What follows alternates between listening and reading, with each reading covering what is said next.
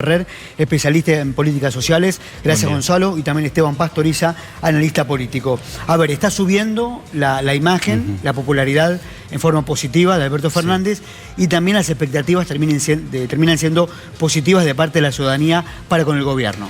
Claro, totalmente. Nosotros, mira, hicimos un sondeo en Cribajes antes del 27 de octubre, antes de las elecciones, y teníamos un 47% de imagen positiva para Alberto Fernández. Hicimos un sondeo la última semana y se nos va a 52% de imagen positiva.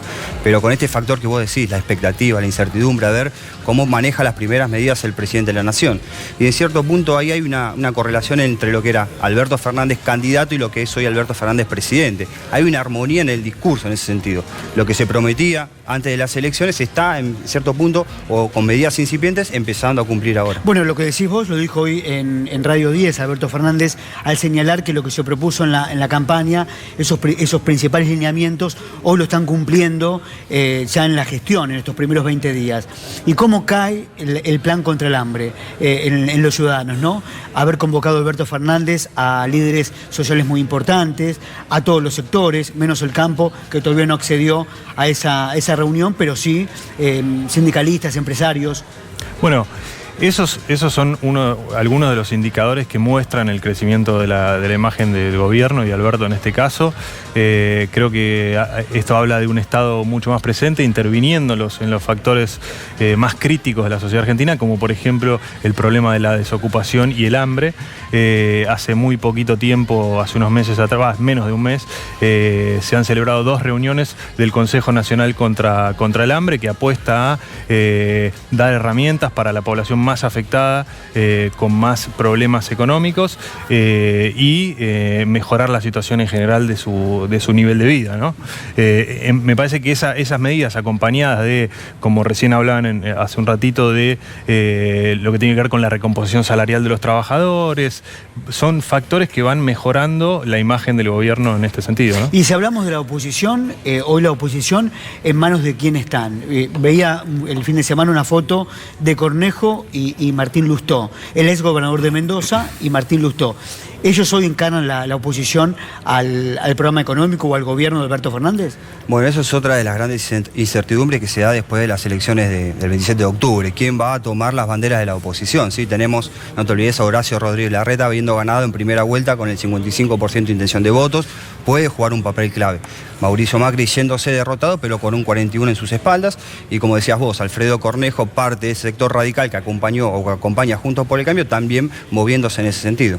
Ahora, yo más que las personas, Adrián, basado en tu pregunta, mi gran inquietud es el perfil que tendrá la oposición, porque pareciera que está recortándose 2 grandes núcleos de opositores. Por un lado, los que declaman la idea republicana, del diálogo, del consenso, la necesidad de hablar con la fuerza política que debe estar al frente del Poder Ejecutivo. Ahí lo tenemos con más o menos a Alfredo Cornejo, pero también a Emilio Monzó, a Nicolás Mazzot, a varios que lo han señalado en esa línea.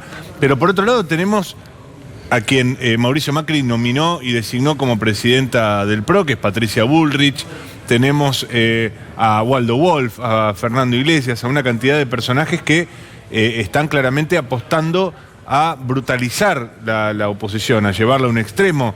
¿Está esa dicotomía presente? ¿Se tiene que resolver para algún lado o es una dicotomía menor en todo caso? No, yo creo que, como mencionabas recién, los sectores de la oposición que plantean un acuerdo más serio, digamos, discutido en el Congreso, donde se puedan dar lugar al debate de las leyes, a la votación de las leyes, tiene que ver con sectores o gobernadores, por ejemplo, que tienen problemas en sus propias provincias, en sus propios distritos, digo, que pueden ver y analizar las problemáticas que le vienen sucediendo a la sociedad de hace ya 4 años. Entonces digo, en ese sentido me parece que tenemos una posición dividida de aquellos que están viendo y tienen las problemáticas en sus mismos distritos y aquellos que no conviven con esas problemáticas, que tienen que resolverse de manera urgente. Bueno, y hoy se vio por lo menos una muestra de convivencia muy sana en La Plata, ¿no? Kicillof con los intendentes de Juntos por el Cambio. Después de la tormenta, al parecer llega el alivio y el proyecto de ley se va a debatir en los próximos días. Sí, un poco es lo que estaban planteando en la mesa, qué tipo de oposición se presenta en provincia y en nación. Me parece que los primeros pasos en ese sentido, no te olvides que a nivel nacional no dieron quórum en la Cámara de Diputados y mostrando una posición un poco más rígida. Después la ley de reactivación productiva y solidaridad termina saliendo. La primera ley que se va a debatir en la legislatura bonaerense va al primer paso. No dan quórum, no intentan no sesionar. Bueno, en ese sentido hoy 40 intendentes de Juntos por el Cambio al menos se acercan para debatir si se puede modificar algo en esta cuestión que es la ley impositiva que intenta implementar el gobierno de Axel Kicillof en provincia. Encabezando esa reunión, Jorge Macri. ¿Se lo ve un Jorge Macri más conciliador, quizás?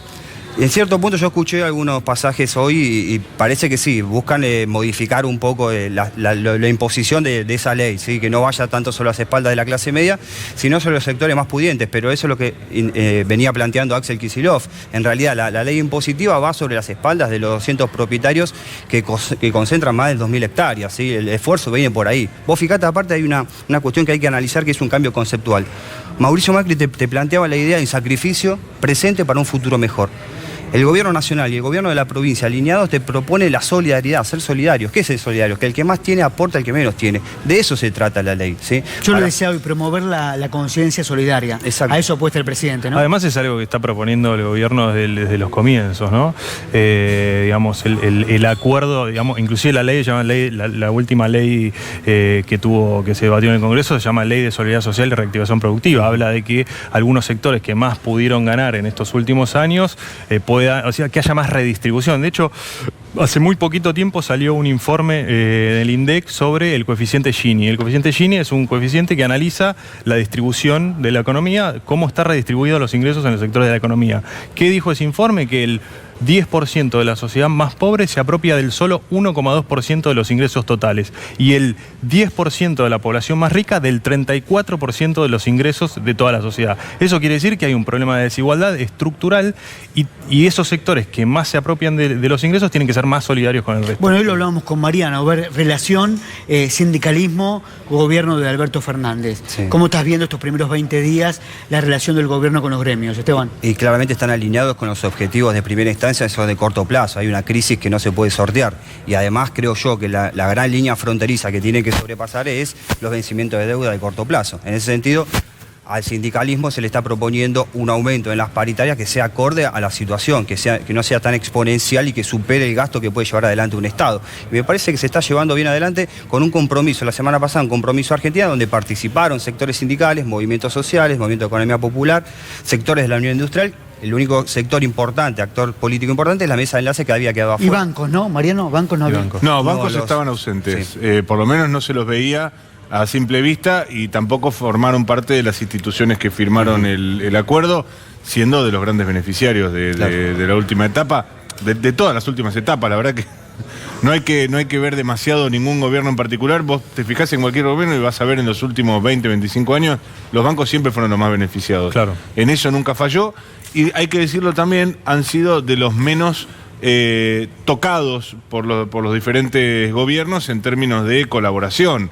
Han puesto poco en comparación con lo que se le pide a la sociedad civil, con lo que se le pide a los más necesitados y con lo que se le pide, por ejemplo, a las pequeñas y medianas empresas. A mí me gustaría preguntarle a nuestros invitados, porque hablábamos hace un ratito de las expectativas.